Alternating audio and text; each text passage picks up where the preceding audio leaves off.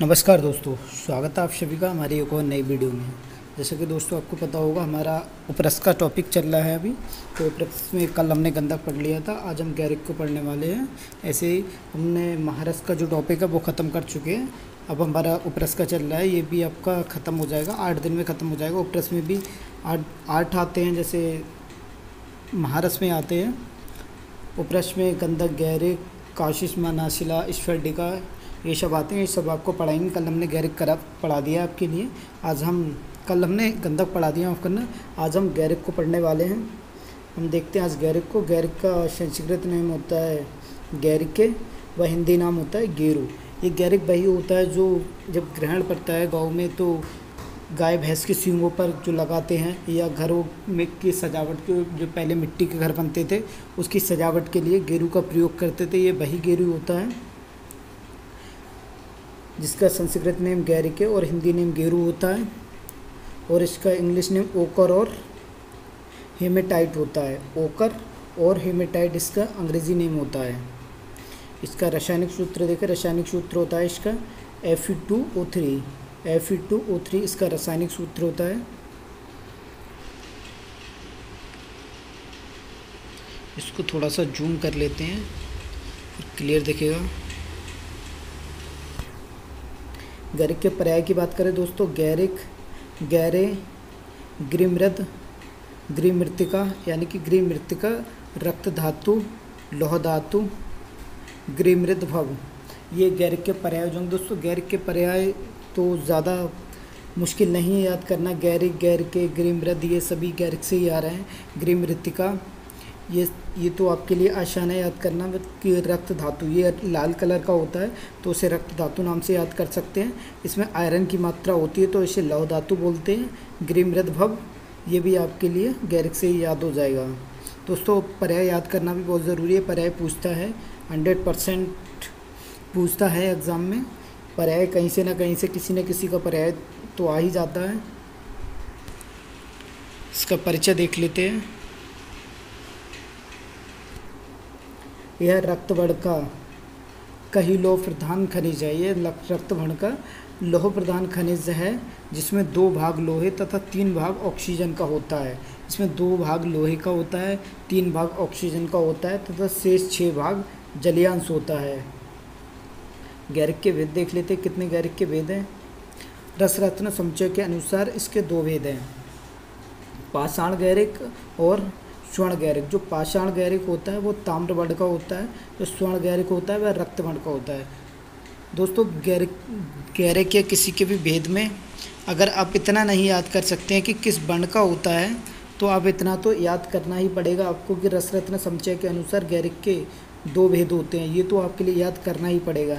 ऐसे रसावरण के आधार पर 3 भेद होते हैं। रसावरण के आधार पर गैरिक के 3 भेद होते हैं, रक्त, हेम, केवल। अगर आप इतना याद नहीं कर सकते, ये भी आपके लिए वैसे इम्पोर्टेंट है।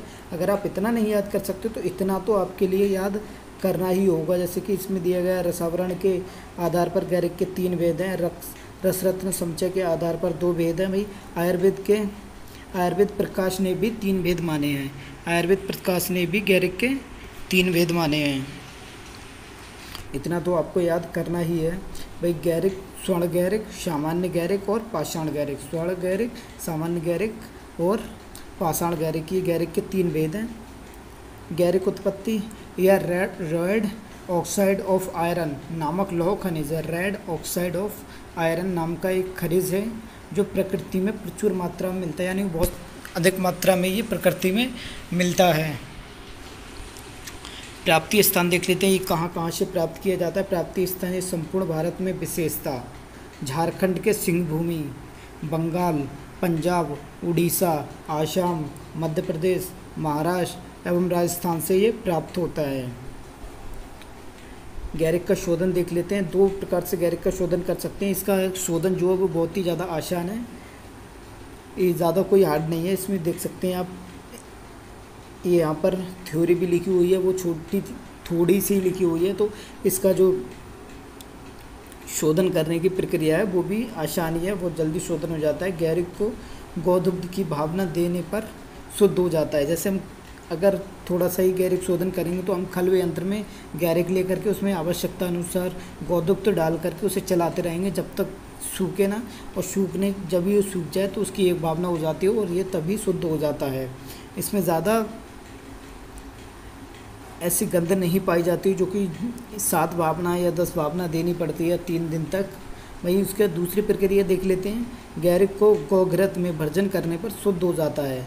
गैरिक को गोघृत में भर्जन करने पर शुद्ध हो जाता है, यानी कि हम कढ़ाई में, लोहे की कढ़ाई में थोड़ा सा गोघृत लेते हैं, उसमें से आवश्यकता अनुसार गोघृत लेते हैं और उसमें गैरिक डालते हैं और उसे चलाते रहते हैं। जैसे ही वो उसमें से धुआं निकलना बंद हो जाता है, धुआं निकलना शुरू हो जाता है, तब उसके लिए उतार लेते हैं और उसे निकाल लेते हैं। इसे ही भर्जन करना कहते हैं। भर्जन करना मतलब किसी चीज़ को भूंजना, उसे भर्जन करना बोलते हैं। तो भर्जन करने पर, एक बार भर्जन करने पर ही ये शुद्ध हो जाता है। जैसे हमने गंधक में आपके लिए कल बताया था, उसकी 3 से 7 बार भावना देनी पड़ती है। गोघृत में पिघलाकर उसे दूध में छानना पड़ता है, छान के दूध में डालना पड़ता है, वहाँ निकाल कर फिर उसे गर्म पानी से धुलकर ऐसे ही 3 से 7 बार करना पड़ता है। इसमें सिर्फ एक बार में ही गैरिक शुद्ध हो जाता है, एक बार भर्जन करने में ही गैरिक शुद्ध हो जाता है। शुद्ध गैरिक के गुण देख लेते हैं, क्या क्या इसके गुण हैं। स्वर्ण गैरिक स्निग्ध, स्निग्ध होता है तो ये मधुर रस भी हो जाएगा। शीतवीर्य है, शीतवीर्य तो मतलब ये पित्तनाशक होगा, रक्त पित्तनाशक होगा। ये कषाय होता है, नेत्र होता है, दाह, यानी कि जब शीतवीर्य है तो दाह में ये ज़रूर काम करेगा।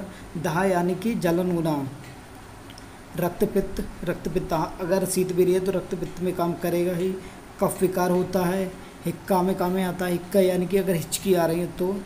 विषनाशक है, कंडू, उदरनाशक, व्रण रोपण,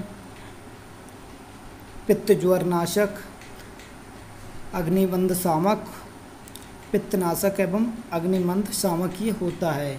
पाषाण गैरिक भी हिक्का, जो पाषाण गैरिक होता है, ये स्वर्ण गैरिक की बात की थी हमने यहाँ पर, और जो पाषाण गैरिक होता है, पाषाण गैरिक भी हिक्का, विषनाशक एवं स्वर्ण गैरिक से अल्प गुण वाला होता है। यानी स्वर्ण गैरिक से अल्प गुण वाले, एक कम गुण वाला जो होता है वो पाषाण गैरिक होता है। जो सबसे ज़्यादा गुण वाला होता है वह स्वर्ण गैरिक होता है। स्वर्ण गैरिक की मात्रा क्या है? मात्रा इसकी 2 से 4 रत्ती होती है। एक रत्ती में हमने आपके लिए पहले ही बताया था 125 mg होती है। एक रत्ती में 125 mg, लगभग 125 mg होती है। तो आप सकते हैं लगभग 250 से 500 mg तक हम इसे यूज़ कर सकते हैं। इसका इंटरनली और एक्सटर्नली दोनों तरह से ही यूज़ होता है। शुद्ध गैरिक के कुछ योग देख लेते हैं। जो प्रमुख योग हैं, कामदुदा रस, इर्मेदादी तेल, गैरिकाग्म प्रमेह, लघु सूत सेकर रस और पुष्यनुंग चूर्ण, ये शुद्ध गैरिक के कुछ योग हैं। दोस्तों आज का हमारा ये टॉपिक इतना ही था। ये थोड़ा सा छोटा टॉपिक था पर इम्पोर्टेंट है, आप इसको भी अच्छे से तैयार कर लीजिए। कल मिलते हैं आपसे नेक्स्ट वीडियो के साथ।